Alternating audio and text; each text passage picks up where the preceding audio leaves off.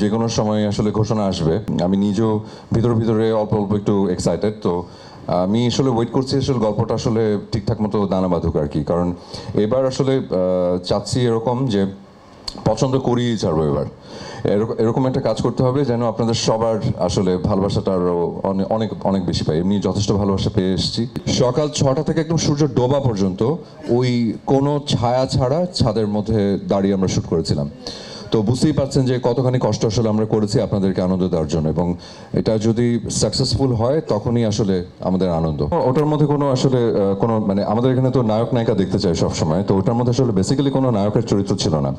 তো প্রডিউসার যিনি উনি বলছেন না এটা কিভাবে শুধু মানে একটা ইয়ে ছাড়া একটা মেয়ের উপরে পুরো গল্প করবো হ্যান তেন। আমি বলছি যে আমি আমার চরিত্রটাকে প্লেস করেছিলাম, কারণ গল্পটা ছিল অসম্ভব ইন্টারেস্টিং এবং যেটা বলেছিলাম ইট ওয়ার্কড। এবং সেখানে একটা গেস্ট অ্যাপিয়ারেন্সের ক্যারেক্টার ক্রিয়েট করে আমি সাপোর্ট দিয়ে এসেছি। সো এই প্রশ্নটা করার আগেও যদি আপনি একটু হয়তো একটু নজর দিতেন, কারণ আপনি যেহেতু বললেন সাবিলা 2 বছর লাস্ট, তার মানে আপনি সাবিলার একটু ভক্ত বোঝা যাচ্ছে, অপূর্ব ভক্ত না। তাহলে আমার ব্যাপারে আপনার ব্যাপারে একটু জানতে পারতেন যে আমি আসলে অনেক সময় আসলে এভাবে করে সাপোর্ট দিয়েছি। শুধু যে ফিমেল কোস্টারদের ব্যাপারে সাপোর্ট দিয়েছি তা না, আমি অনেক মেল আমার কোস্টারদের সাথে, আমার প্যারালাল অনেক অভিনেতাদের সাথে আমি কাঁধে কাঁধ মিলিয়ে কাজ করেছি অনেক সময় তাদের। এবং কি বলবো, অন্যদের পুরো লিড রোল আমি ছোট্ট একটা স্পেশাল ক্যারেক্টার করে আমি থেকে চলে গেছি। এরকম অনেক অসংখ্য উদাহরণ আছে। অনেক লাকি আসলে, এবং উপরওয়ালার কাছে আমি অনেক কৃতজ্ঞ যে আমি জানি না আমি কি করি, আমি জানি না, আমি চেষ্টা করি, আমি ভালো থাকার চেষ্টা করি, ভালো কাজ উপর দেওয়ার চেষ্টা করি, সবসময় ভালো কিছু করারই চেষ্টা করি। অনেক সময় ভুল ত্রুটি হয়ে যায়, অনেক সময় মানুষ তো আসলে কোনো মানুষই ভুলের ঊর্ধ্বে না, কোনো মানুষই পারফেক্ট না। কিন্তু তারপরও যে এত এত মানুষের ভালোবাসা পাই, এটাতে আমি সবসময় আনন্দিত থাকি এবং এটা আমার সব থেকে বড় শক্তি।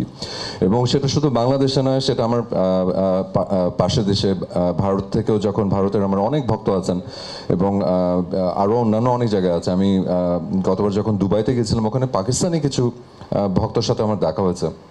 ওনারাও আমি জানি না কিভাবে বাংলাদেশের ওনার নাটক দেখতে পেয়েছে। কথা বলার সুযোগ হয়নি অতটা, খালি যে সেলফি টেলফি তোলা হয়েছিল।